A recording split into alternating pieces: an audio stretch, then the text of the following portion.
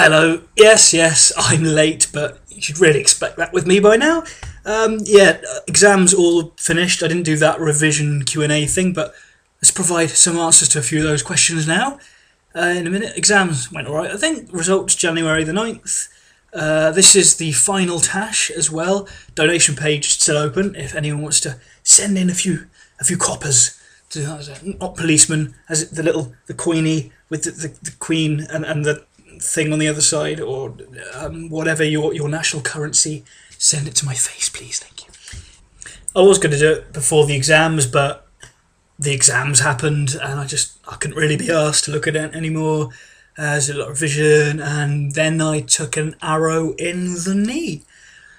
So anyway, what else we're doing at the moment? I'm now working on, for the main channel, a snippet of the next Bible video. Snippet.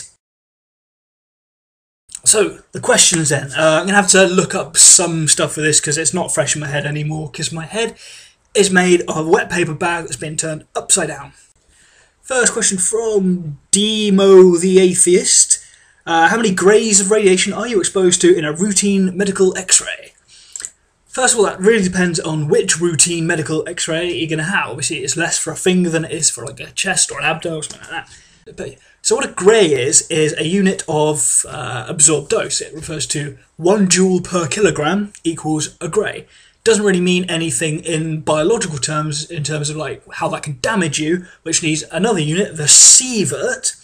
And a sievert is the equivalent dose, and that takes into account the type of radiation that's been given to you, because different types of radiation are differently damaging. With X-rays, you take a grey, and then you perform a complicated little calculation to turn it into a sievert. And now with X-rays and gamma rays, what you do, you take say, hypothetical 50 grays. Is that quite high? That's probably quite high, I don't know. What you then do to change that into the equivalent dose with X-rays is you times it by 1. If, however, you were talking about an alpha particle, then it'd be times by 20, because alpha particles are far more damaging than an X-ray. Anyway, that's the basics. So chest X-rays basically equivalent to about 0.1 millisieverts, which is very low, equivalent to about, in terms of background radiation, a few days, basically. Fuck all. If it's a hand or something, apparently it's 0.001 millisieverts, which is basically stick your hand in the sunshine, it has the same effect. Well, no, but you know what I mean. Also taken into account with the equivalent dose, then you actually have another dose called the effective dose, which takes into account exactly which tissues are being exposed. So it's basically more serious if it's all going like your thyroid gland, your lungs, your bollocks, boobs, anything beginning with a B, basically. As opposed to if it's going in your finger, it's just nothing's going to happen there. It's basically, if a tissue is kind of replicating cells quite a lot, then it's more at risk from radiation. That's where the whole cancer. Yeah. Jeffner 1980 makes you 31. Asks, have you ever x-rayed anything in work that wasn't part of a human? If so, what and why? Pack of polos x-rayed once. That was in a gentleman's pocket while I was x-raying his chest. That was lovely. Not anything. I've never come across anything completely weird that's been in someone, although that has occurred while I've been there and I've seen the images of certain insertions, shall we say.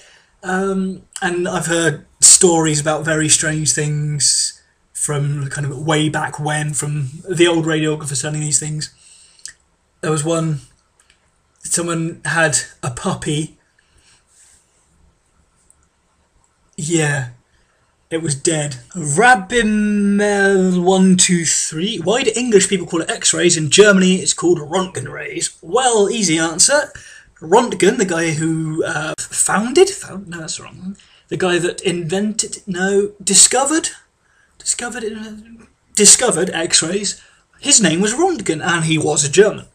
And I think around that period in the early 20th century, I think England and Germany weren't quite getting along for I don't know. I think there was some kind of kerfuffle around those times.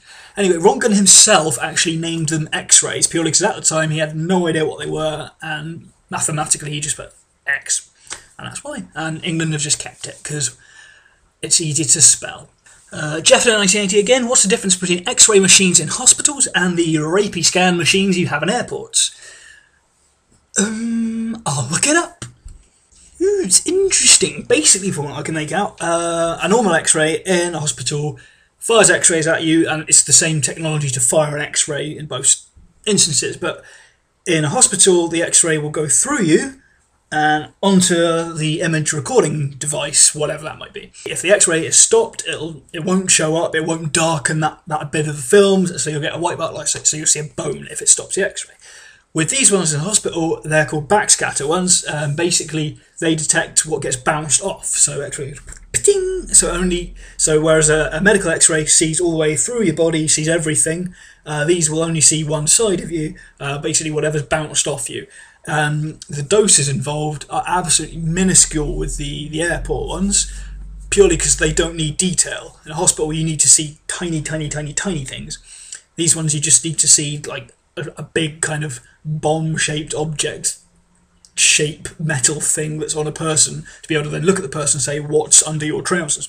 The controversy is that the privacy thing and things like that, I can't be asked getting into stuff like that. And of course the pilots and the air stewards and things like that routinely have to go through these. On the other hand, the ratio between the dose you'll get from the security X-ray and the actual flight itself from cosmic rays coming down, it's completely negligible basically. Mr. Dame, is there an increased risk of side effects when very young persons go under the X-ray? Yes, because they have longer to live and thus longer to develop potentially a cancer or anything like that. Because cancer's generated through this kind of the random effect from X-rays, the stochastic effect. Go see my Ann Coulter video for more on that. What was I saying? Yeah, basically they take like 10-20 years to actually develop into anything serious, and so if you're 80 or 90, have as many as you want. It really won't matter. You'll croak before it matters. Young people also, they're growing quicker, their cells are dividing more, therefore it's just more likely that something's going to go wrong. It's important in hospitals and things to make sure you're not pregnant when you have an X-ray, or if you are pregnant and you desperately need an X-ray, then obviously you'd still have it, because that's, you know, the whole justification procedure we do with X-rays. So yes, basically, is the answer to that question. It's not even sunny, so you know, Nephilim-3 doesn't have a brain, but I'm curious if the inside of his skull is a vacuum or if there's matter contained within. If it's a vacuum, are X-rays able to detect empty space inside an object, and if so, how do you distinguish the space from the depth of it?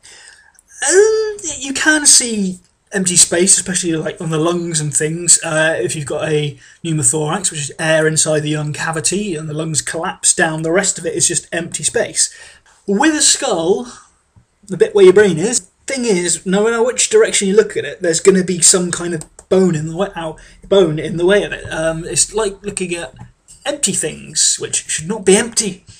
There's no way of looking at this, even though it's empty, without seeing glass. So the difficulty then is, how thick is the glass just by looking at it? It's sometimes hard to tell. But with bones, you can kind of tell how thick they are by how many X-rays they kind of suck into themselves. So the big thick bone will suck more than like a finger, and you can almost see through fingers and X-rays and things like that.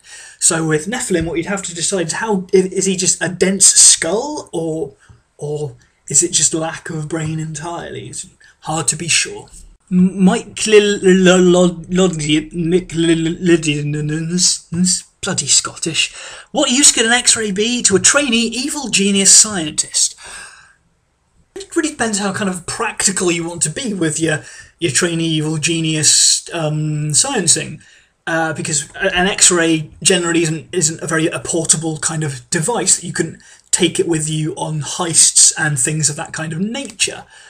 However, for the purposes of having one in a secret base of some kind, it's always worthwhile, purely because you get to have all the nice yellow-black warning tape everywhere, which is kind of a must-have in an Evil Genius layer, and like steam just venting in places of just randomness with warning labels and minions and lizards. A mundane madcap. If I were retarded enough to attempt to recreate Skyrim battle in real life and subsequently lost a leg / arm / other extremity I'd rather keep, roughly how far is medical science from being able to grow me a new one?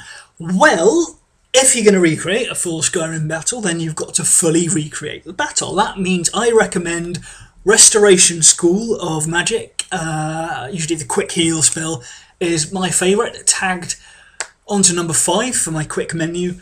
It's annoying because that's my shield hand, and you need that for your bashing, and then kind of switching out of that, you're doing that, and then they're hitting you. And I always take offence at being hit. There's always alchemy. Medical science, however, is far away. We're talking, if you go to the horizon, then look at that horizon from that horizon, and it's further than that.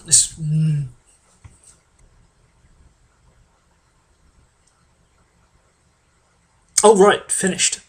Bye.